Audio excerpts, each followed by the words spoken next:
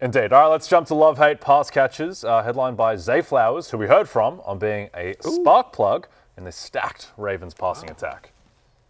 I feel like somebody, like anybody could start like with a spark. Anybody could spark us to just start moving the ball, you know what I mean? But I just feel like my energy is always like consistent, and I try to keep everybody up, keep everybody with a smile on their face, and whoever made the play, we made the play. As long as we get the ball moving downfield, I feel like we'd be all right. Okay, Zay Flowers, who is just dominating in terms of target share. Yeah. Matthew, only Jackson Smith in Jigba has a higher target share this season. That's exactly right. Like literally, only JSN has a higher target share than Zay Flowers' 42.6%. I mean, it's just insane. And then you think about this matchup against the Detroit Lions. It's a great game on Monday Night Football. Lions bottom 10 in terms of both most fantasy points and most yards allowed to opposing wide receivers. Ravens have the second highest implied team total in week 3, by the way. Over-under is 53.5. We expect a lot of fireworks on Monday night. So, yeah, give me Zay Flowers as a top 10 play this week. The concern with Flowers has always been, and he doesn't score a lot of touchdowns. He's not a big touchdown scorer. You know, you think about, they've got Andrews, they've got Hopkins, eventually they got Isaiah Likely back. They've got other. The problem is they got Derrick Henry when they get in close as well. But what's crazy is that even though he doesn't have this massive touchdown upside, Zay Flowers is just so good and so on the same page with Lamar Jackson that the volume hasn't mattered. That the touchdown equity isn't huge because he's just getting so much volume. I'm going to bet every week that Zay Flowers is going to be the Ravens' offensive weapon every single week that touches the ball second to most Derrick Henry. Yeah, I agree with that. Okay, perhaps the primary offensive weapon in the Ravens' rival, the Pittsburgh Steelers, is DK Metcalf, who's still waiting to fully ignite. But I think we've seen enough from Aaron Rodgers, Lawrence, to suggest that Aaron Rodgers, even though it's imperfect, he can't really move that much anymore. But he still has the arm and he can still get DK Metcalf the ball. And now they have a really favorable matchup against the Patriots passing defense that has not been good. Yeah, talked about it on Fantasy Football pregame we did. We talked about, can this Dolphins receiving group get back on track, and they did, and that's enough for me to know that when you're going against the Patriots pass defense, then you want to get a receiving especially as long as Christian Gonzalez is banged up. Yeah, that too, and then you just got, when Aaron Rodgers is the quarterback, it's all about trust. Which guys does he trust? Right now, that's DK Metcalf, that's Jaylen Warren, and so DK Metcalf should be ready to get fired up this week. Yep, Matthew, a guy that Caleb Williams seems to trust, and Ben Johnson does too, is Rome Odunze, who is pretty clearly the number 2 in terms of where he's drafted among wide receivers for the Bears, but he's the number 1 guy at the moment. Yeah, a lot of people say Rome wasn't built in a day, but maybe a weekend? Thank you very much. Look at this guy, man. Look at me. Come on, God bless. I don't know what that means. There you go. Thank you very much. God bless. There you go. Came up with that right just in the moment right there. Good to see you blessing the regulars with his C material. Yeah. I think you're being generous with C material. To be honest with you, listen. The 2 shows on Bill Friday. Burr, watch out. Tip your waitresses. Please try the curly fries. All right, look. Here's the thing about Rome Odunze, right? I'm at wide receiver 12, so I'm as a wide receiver 1 this week. You love the matchup with the Cowboys, who've allowed the most yards on deep passes. Rome Odunze obviously leads the Bears in average depth of target and deep targets as well. I mean, this is a team that Wan'Dale Robinson got deep on, the Cowboys, right? Including Malik Neighbors. 74 fantasy points to Giants wide receivers. That's what the Cowboys gave up in week number 2. And in both games so far this year, Rome Odunze has at least 6 receptions in both games. That matches his total from all of last year. Like, he only had 2 games last year with at least 6 receptions. He's 2 for 2 so far. He has clearly supplanted DJ Moore as the number 1 weapon in the passing game for Ben Johnson and Caleb Williams. And this matchup with Dallas so far, I mean, just amazing. 30% target share. So no other wide receiver in the Bears is over 16%. So over 18%, I should say. So, yeah, Odunze, top 12 for me. Yeah, they just turned Wan'Dale Robinson into Big Jerry Rice, the Cowboys pass defense. Yes, sir. Tirico McMillan, Lawrence, who has been probably the singular bright spot for the Panthers so far. He has looked like an absolute beast. And the Chubbler. The Chubbler's been fine. Yeah, Chubbler's been fine. It's not like anyone's writing articles what about about Bryce Young winning behind by 15 to 20 points? I'd say the headline is more that he gets behind by 15 to 20 points in the first place, but Tirico McMillan just looks like a beast, and he's just going to have an overwhelming target share in that offense. Yeah, double-digit fantasy points in his first 2 NFL regular season games without even scoring he hasn't scored a touchdown yet. That honor goes to my boy, Hunter Renfrow. But besides that, 9 targets week 1, 10 targets week 2. Again, Carolina 5.5-point underdogs in this game against Atlanta. And I brought it up earlier about the game that the Falcons and the Panthers had in week 18 of last season, which was in 2025, like we are here now. Carolina won 44-38 in a shootout. Now, I saw Atlanta's defense against the Vikings last week. Still a young quarterback there, but this has some surprising shootout potential as well. So Tirico McMillan, like him in week 2. AJ Terrell might not make the game. That just hurts Atlanta on that end of the field even more. And his young bright star to make it. Yep, 7-1 to an offensive rookie of the year. You talk about situations, and there aren't that many in the NFL, but you talk about situations where, I'm going to use maybe one hand instead of two. These are now my wide receiver hands, not to be confused. Sure. Yes, running back. So my wide receiver hands in terms of wide receivers in the NFL, where they literally have 0 target competition, and I would argue Tirico McMillan, who's competing with Hunter Renfrow, who wasn't on an NFL roster a month ago, and Xavier Legette, who has been, to be kind, inconsistent in his NFL career so far. It is all, and we've seen some Jatavian Sanders, I suppose, but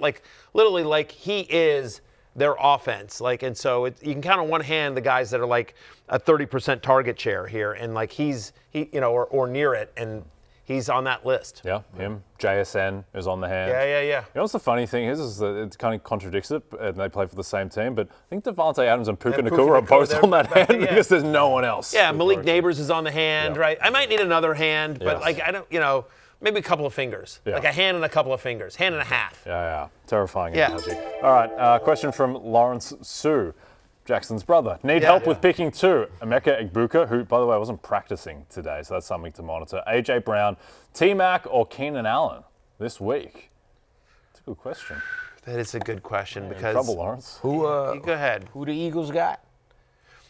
Philadelphia is playing the Rams. So that's a tough matchup, and A.J. Brown's been bad. So that's what's crazy is before this season, you'd have been well, it's obviously A.J. Brown and Tirico McMillan, basically, but... Emeka's been hot for 2 weeks. So has Keenan Allen. Yeah. Chargers are at home to Denver. He'll probably avoid Pat Surtain. I think McConkey will get a decent amount of him, or they'll keep him on one side. McConkey's banged up too. Yeah. So I think this is going to be dictated by injuries. I think if everyone is healthy, I might even go with the 2 rookies. Which is kind of crazy. But A.J. Brown, that passing attack has just been so bad. And I kind of need to see it. And then Keenan Allen, we'll see. It's just such a brutal matchup against the Broncos. Keenan Allen was almost the guy that I picked to talk about instead of Tirico because, again, at the end of the day, that's Justin Herbert's guy. Keenan Allen. It's almost like last year with the Bears didn't happen for Keenan Allen. But if all healthy, Jay, I might roll with you and go 2 rookies here, Emeka Egbuka, Tirico McMillan. Yeah, I'm good with that. I'll just say this, Lawrence. I like your wide receiver room. All 4, I know it's been tough for A.J. Brown. Better days are ahead for A.J. Brown. He's just too good. The Eagles are too good for him just to be this disappointing.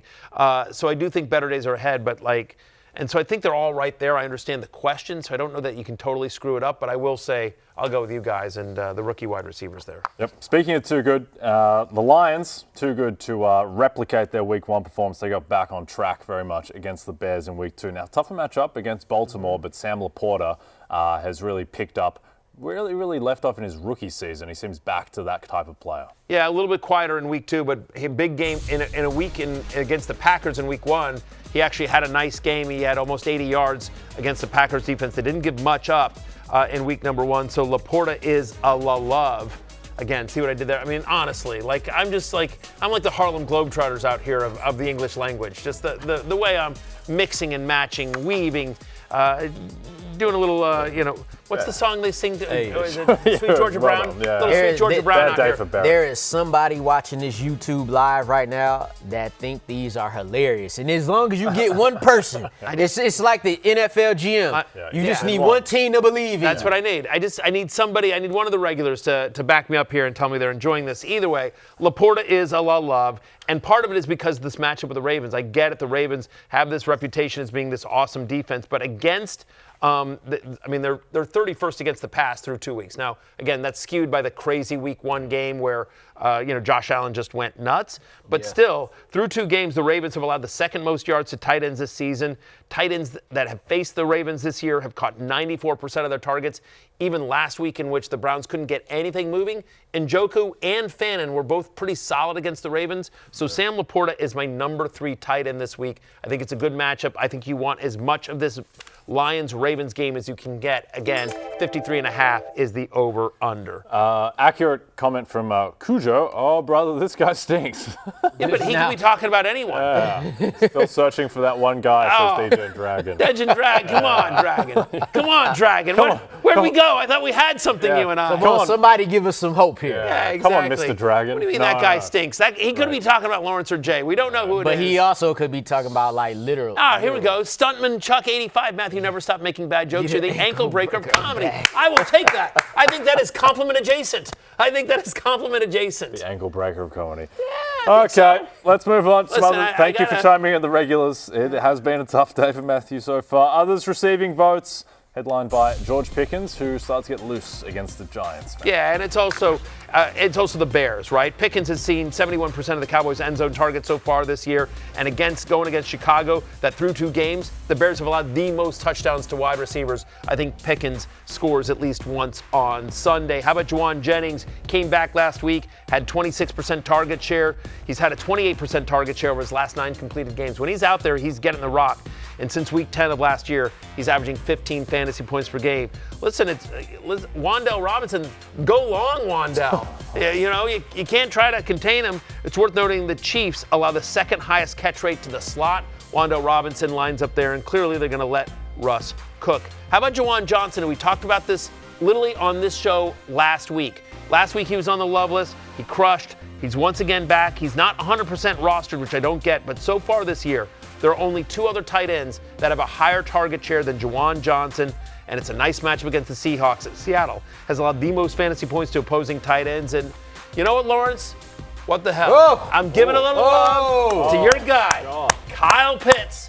The Carolina Panthers have allowed at least 17 fantasy points to tight ends in both games this season. Believe it or not, your guy, Kyle Pitts. KP. He's 4th in route participation among tight ends this season at 87%. Shout out Dwayne McFarland and the FantasyLife.com utilization report. But Kyle Pitts, 4th among tight ends in route participation, and they're playing, by the way, the Panthers. He's come a long way since, partying with Justin Fields in the summer. And Dubai or whatever the hell they were. Hey, Michael Penix like him. You talked earlier about how they don't throw a lot.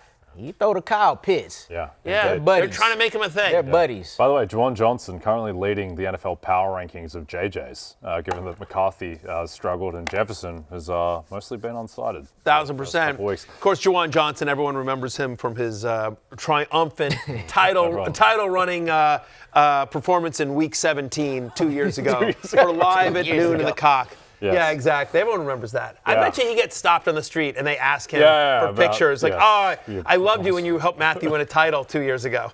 Hey, it's Matthew Berry from NBCSports.com and RotoWorld.com. And I want to thank you so much for watching whatever it is you just watched. Or if nothing else, being too lazy to click out of the autoplay after this video started, after whatever it is you actually wanted to watch finished. But now that you're here, I'd like to take a moment here to ask you respectfully now, okay? I'm asking you respectfully to subscribe to the NFL on NBC YouTube channel. You'll get the latest Roto World fantasy news headlines, all sorts of great shows, including my own Fantasy Football Happy Hour. So go subscribe now. Again, I'm asking respectfully.